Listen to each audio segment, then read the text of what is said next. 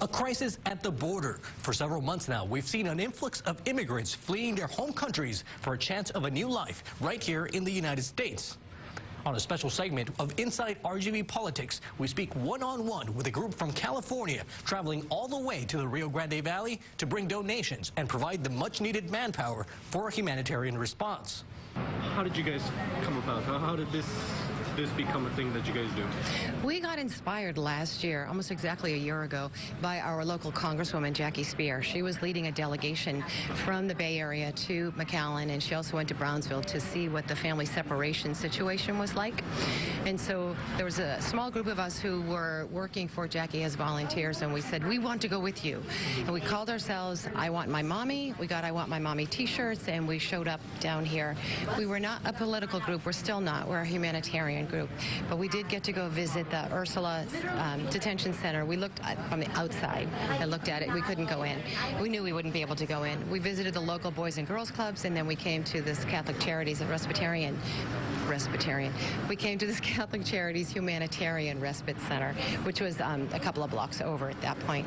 And we realized we just wanted to do what we could to help. So when we got back home, and that was at the end of June, we connected with the University of San Francisco and with a professor there and her MFT graduate students, and we made our first trip here to McAllen in July of last year. We were here for 5 days, and we were able to just work in the center. We helped the families. We helped the families get clothes, take showers, just get some of their basic needs. We made food, and we helped serve food.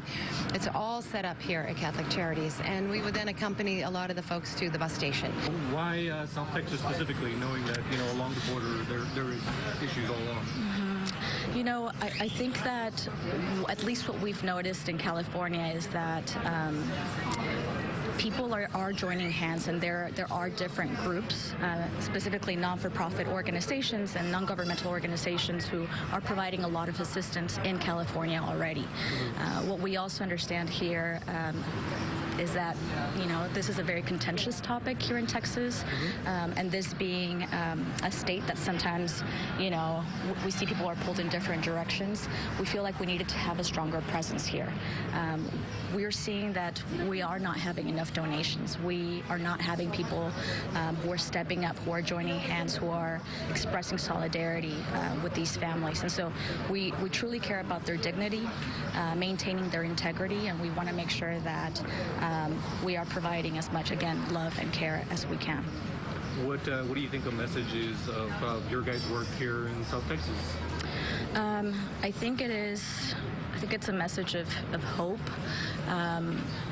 For me, I cannot even imagine the journey that these families have gone through, and we want to honor those experiences. We want to make sure that they feel that we see, that we hear, that we value their stories, that we respect their stories, that we know that these are folks who are going to make wonderful contributions to our society if they're just given a chance. So for us, it's just a matter of being in their presence and letting them know that we believe them. We believe their story, because I think that there is this message going around that some of these folks are, you know, making things up, lying about their backgrounds, lying about their traumatic experiences.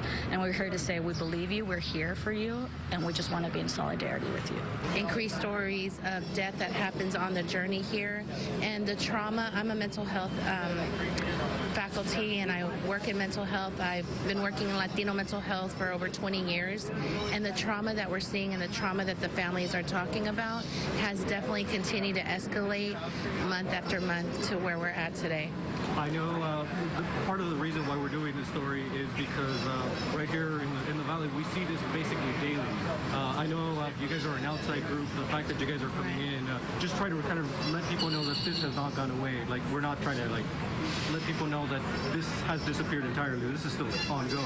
Yeah, so I think the thing that I'm seeing when I do my social media posts and sharing with our community and back home in the Bay Area is that people see the news and people hear different stories, but until they hear the first-hand accounts of those that are able to speak with the families, speak with the individuals coming straight out of ICE, hear the stories, and report back, they also understand that this is a real crisis, that this is continuing, that this is not, what is it like when, what is it called, the sensationalization of the news or fake news, like that this is real news, that deaths are happening, children are dying, children are suffering, families are suffering, and that we cannot become immune to this.